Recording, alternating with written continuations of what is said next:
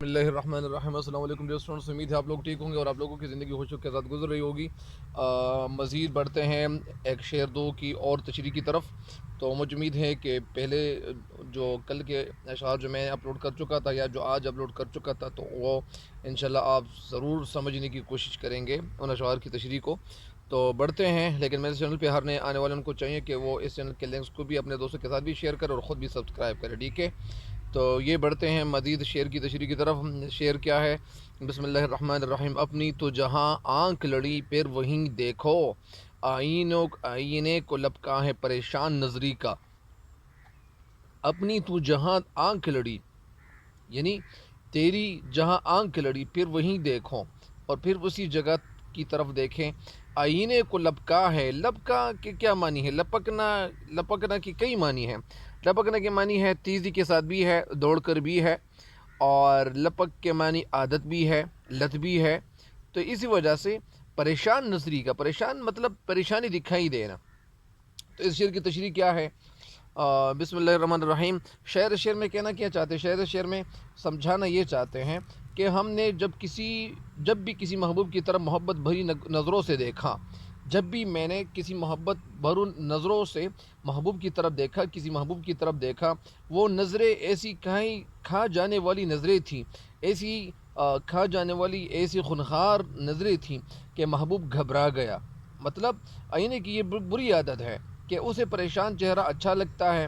یہ بات مشاہدے میں آئی ہے یا یہ سمجھ میں آئی ہے کہ پریشان شخص اپنی پریشانی کا یقین کرنے کے لیے کیا کرتے ہیں؟ وہ آئینے میں اپنا چہرہ دیکھتا ہے۔ یعنی یہ بات مشاہدے میں آئی ہے، یعنی یہ بات لوگ کہتے ہیں کہ مشاہدے میں آئی ہے کہ جب کسی شخص کو اپنی پریشانی معلوم کرنی ہو تو وہ کیا کرے گا؟ وہ آئینے کی طرف دیکھے گا کہ کیا میں آیا میں پریشان ہوں، آیا میں ملول ہوں، آیا میں اداس ہوں، آیا میں غمگین ہوں۔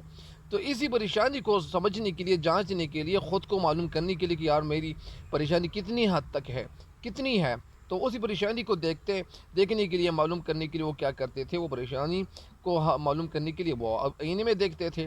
تو حقیقت یہ ہے کہ بار بار چہرہ دیکھنے کی خواہش کے پیچھے پریشانی ہی کر فرمات تھی۔ یعنی کہنا یہ چاہتے ہیں کہ جب میں آئینے کو بار بار دیکھ رہا تھا تو اس آئینے کو بار بار دیکھنا مطلب اس کا یہ تھا کہ یہ اصل میں مجھے پریشانی لاحق تھی، اسی وجہ سے میں آئینے کی طرف دیکھتا تھا، ورنہ مجھے کیا تھا کہ میں آئینے کو بار بار دیکھتا چلا جاتا۔ یعنی آئینے کو لپکا ہے پریشان نظری کا، یعنی آئینہ وہ اسی طرح، یعنی وہ تیزی کے ساتھ، یا میں بار بار یہ ایک عادت میرے اندر پیدا ہو گئی تھی کہ میں بار بار آئینہ دیکھتا تھا۔ تو پریشان نظری کا یعنی وہ پریشان دکھائی دے رہا تھا، میں پریشان تھا، اسی وجہ سے میں یہ ایسا کرتا تھا، اسی وجہ سے میں آئینے کی طرف دوڑتا تھا یا آئینے میں اپنے چہرے کو دیکھنے کی کوشش کرتا تھا۔ تو میرے محبوب میرے لیے آئینے کی طرح ہوتا ہے۔ ایک مطلب تو یہ بھی ہے کہ جب مجھے کبھی پریشانی لاحق ہوتی تھی یا میں خود اپنی پریشانی کو ختم کرنے کی کوشش کرتا تھا تو شاید اس کا یہ مطلب بھی ہے کہ میں آئینے کو اس لیے دیکھتا تھا کہ میرے محبوب کا جو چہرہ تھا وہ بھی آئینے کی طرح خوبصورت تھا، وہ بھی آئینے کی طرح صاف تھا۔ تو ایک مطلب تو یہ بھی ہے کہ شاید وہ اپنا غم غلط کرنے کی کوشش کر رہا ہوں، ایک مطلب تو یہ بھی ہے۔ دوسرا مطلب اس کا یہ ہے کہ حقیقت یہ بھی ہے کہ بار بار چہرہ دیکھنے کی خواہش کے پیچھے پریشانی ہی کا فرما ہوتی ہے۔ اگر میں آپ کو ایک بات اور بھی بتا دوں کہ ایک دفعہ میں کتاب پڑھ رہا تھا، اس کتاب میں یہ لکھا ہوا تھا، ایک بات لکھی ہوئی تھی کہ ایک دفعہ ایک شخص تھا، وہ بار بار آئینے کو دیکھتا تھا، تو وہ آئینے کو اتنا دیکھتا تھا کہ وہ کیا ہو گیا تھا ان کو، وہ آئینے کو بار بار دیکھتا تھا تاکہ میں اپنا چہرہ دیکھوں، میں کیسا ہوں، خوبصورت ہوں یا میں بدصورت ہوں، میں جیسا ہوں، یعنی وہ بار بار آئینے کی طرف دیکھتا تھا۔ تو پتہ ہے ان کے ساتھ کیا ہوا؟ ان کو خود سے پیار ہو گیا۔ مطلب اس کا یہ ہے کہ وہ کتاب میں یہ بات لکھی ہوئی تھی کہ بار بار آئینے کو دیکھنا نہیں چاہیے، بار بار آئینے کو اس لیے نہیں دیکھنا چاہیے کہ ایک بیماری ہو جاتی ہے، یہ ایک عادت انسان کے دل میں وہ جڑ پکڑنا شروع کرتی ہے۔ تو اسی وجہ سے ہونا یوں ہے کہ میں بہت ساری کتابیں الحمدللہ پڑھ چکا ہوں، تو اس کے حوالے سے یعنی عادت کے حوالے سے یہ بہت ساری اچھی باتیں اس کتاب میں لکھی ہوئی ہے کہ عادت ایسی چیز ہے کہ یہ بالکل انسان کے ساتھ یعنی لگی رہتی ہے، اور یہ انسان کو، یعنی بہت سارے لوگ کہتے ہیں کہ انسان عادت سے مجبور ہے، ہر چیز بدلتی ہے، انسان کی عادت نہیں بدلتی۔ بہرحال پتہ نہیں بات کہاں سے کہاں پہنچ گئی ہے۔ تو پتہ یہ بتانا یہ چاہتے ہیں کہ حقیقت یہ ہے کہ بار بار چہرہ دیکھنے کی خواہش کے پیچھے پریشانی ہی دکھائی دے رہی تھی۔ محبوب میرے لیے آئینے کی طرح خوبصورت تھا، یہ آئینے کی طرح ہوتا ہے، چنانچہ میں بھی پریشان نظروں سے محبوب کی طرف دیکھتا ہوں۔ محبوب کی طرف کیوں دیکھتے ہو یار؟ محبوب کی طرف دیکھتا ہوں، پریشان نظروں سے میں محبوب کی طرف دیکھتا ہوں کیونکہ ان کے دل کو سکون ملے۔ تو اسی وجہ سے یعنی یہ پرانے دور کے جو شاعر تھے یا جو شاعری کرتے تھے، تو وہ اصل میں اس وقت ایسے بھی ہوتا تھا کہ اس وقت پردے کی سخت وہ لوگ جو تھے وہ سخت مخالف تھے، مطلب یعنی وہ سخت پردہ کرتے تھے۔ عورتیں ان کی جو عورتیں ہوتی تھیں ان کے گھروں میں ہوتی تھی اور باہر وہ نکالنے کی کوشش بالکل کرتے نہیں تھے۔ تو اسی وجہ سے اس وقت بہت سارے جو حالات پیدا ہو گئے تھے، تو اس وقت اگر کوئی طوائف وغیرہ وہ شاعری شروع کرتی یا کوئی شعر کہتے یا کہتی، تو وہ کیا کرتی تھی، بہت سارے لوگ ان سے ارد گرد وہ جمع ہو جاتے تھے اور بہت سارے لوگ کہتے تھے کہ یار میں اس عورت پہ عاشق ہوں، میں عاشق ہوں۔ تو بہت ساری بات ایسی ہوتی تھی کہ بہت سارے لوگوں کو یہ وہ عشق ہو جاتا تھا، اور عشق ایسا ہو جاتا تھا کہ اس محبوب کو پتہ بھی نہیں ہوتا تھا، پتہ بھی نہیں چلتا تھا کہ مجھ پہ کوئی عاشق ہے یا نہیں ہے، لیکن بہت سارے لوگ ان پہ عاشق ہو جاتے تھے۔ تو اسی وجہ سے بہت ساری باتیں ایسی بھی ہوتی ہیں کہ وہ لوگ کہتے ہیں کہ کبھی کبھار شاعر یہ بھی کہتے ہیں کہ دل ہی تو ہے نہ سنگ و خشت، در سے بر نہ آئے کیوں، روئیں گے ہم ہزار بار کوئی ہمیں ستائیں کیوں۔ یعنی غالب کی شاعری تو وہ میر تقی میر سے ہی نہیں، بالکل مختلف ہے۔ بہرحال میں بتانا یہ چاہ رہا ہوں کہ چنانچہ کہنا یہ چاہتے ہیں کہ محبوب میرے لیے آئینے کی طرح تھا، چنانچہ میں بھی پریشان نظروں سے محبوب کی طرف دیکھتا ہوں۔ گویا عشق چیز ہی ایسی ہی ہے کہ عاشق اور محبوب دونوں ہی پریشان ہوتے ہیں اور وہ اپنا چہرہ آئینے میں دیکھتے ہیں۔ تو اس شعر کی تشریح مکمل ہو گئی ہے۔ یعنی اس کا دو ٹوک مطلب یہ ہے کہ شاعر محبوب کو دیکھنے کے لیے بے چین ہے، اور وہ کیا کرتا ہے، بے چینی ان کی یعنی وہ کہاں نظر آتی ہے، مطلب یہ وہ آئینے کی طرف لپک جاتا ہے، تیزی کے ساتھ آئینے کی طرف چلا جاتا ہے اور وہ آئینے میں اپنا چہرہ دیکھتا ہے۔ اپنا چہرہ کیوں دیکھتا ہے؟ اپنا چہرہ اس لیے دیکھتا ہے کہ میں پریشان ہوں یا نہیں ہوں۔ ایک مطلب تو اس کا یہ ہے، دوسرا مطلب اس شعر کا یہ ہے کہ وہ کہتے ہیں کہ میں آئینے کی طرف اس لیے دیکھتا ہوں کہ میرا محبوب آئینے کی طرح خوبصورت ہے، یا مجھے شاید آئینہ وہاں دیکھ کے مجھے اپنا محبوب نظر آئے۔ اس کا تو ایک مطلب یہ بھی ہے کہ جس طرح جامع جمشید کے حوالے سے یہ بات بیان کی جا رہی ہے یا بیان کی جاتی تھی کہ جامع جمشید وہ ایسے بادشاہ تھے کہ جب وہ جام میں دیکھتے تھے، کنڈول میں دیکھتے تھے، برتن میں دیکھتے تھے، ظرف میں دیکھتے تھے، تو ان کو سارے ہندوستان کے حالات معلوم ہوتے تھے، اور پھر ان کو پتہ چل جاتا تھا کہ کسی جگہ یا کہاں حملہ کرنا چاہیے، کہاں کیا کرنا چاہیے۔ تو وہ سارے لوگ وہاں دوڑ پڑتے تھے، وہاں چلے جاتے تھے، تو ان کو کامیابی مل جاتی تھی۔ تو یہاں تو یہ مطلب بھی نہیں ہے، لیکن بہرحال اس شعر کی تشریح یہی ہو گئی ہے۔ مجھے امید ہے کہ آپ اس شعر کی تشریح سے ضرور استفادہ کرو گے، فائدہ اٹھاؤ گے۔ اگلا شعر کیا ہے؟ اگلا شعر یہ ہے کہ صد موسم گل ہم کو تہ بال ہی گزرے، مقدور نہ دیکھ کبھی بے بال و پری کا۔ صد گل، صد کے معنی ہے سو، کئی، موسم گل یعنی موسم بہار، موسم کے معنی موسم، گل کے معنی پھول یعنی پھولوں کا موسم، تہبال ہی گزرے، مقدور نہ دیکھا، مقدور کے معنی ہے طاقت، قوت کی جمع کیا ہے؟ طاقت کی جمع طاقتیں بھی ہے، لیکن قوت کی جمع قوا بھی ہے۔ بے بال و پری کا، بال کے معنی کیا ہے؟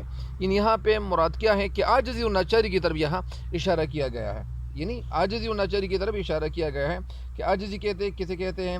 عاجزی کے ایک معنی تو یہ بھی ہے کہ کبھی کبھار کچھ لوگ یعنی ایک کام کو کر نہیں سکتے، تو اس کام سے وہ عاجز آ جاتے ہیں، وہ کر نہیں سکتے تو اسی وجہ سے وہ عاجز آ جاتے ہیں۔ تو بے بال و پری یعنی عاجزی اور ناچاری کا مطلب ہے۔ تو اس شعر میں شاعر کہنا یہ چاہتے ہیں کہ کئی بہار کے موسم آئے، دوسرے لوگوں کے لیے خوشی مسرت کا موسم ہوتا ہے۔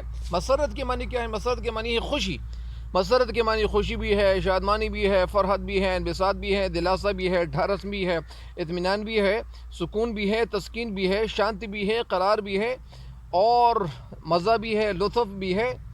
تو بہت ساری معنی اس لفظ کے ہیں۔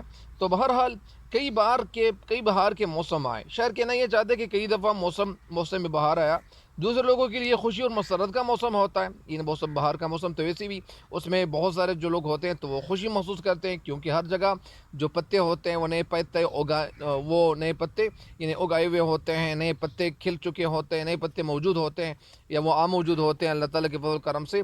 یعنی سارے درخت جو ہوتے ہیں وہ سرسبز و شاداب ہو چکے ہوتے ہیں، بن چکے ہوتے ہیں. تو یہ اللہ تعالیٰ کا ایک کارخانہ قدرت ہے جو یہ اس نظام کو اللہ تعالیٰ چلا رہا ہے. تو شہر کے نہیں چاہتے ہیں کہ یہ خوش و مسرت کا موسم ہر انسان کے لیے ہوتا ہے.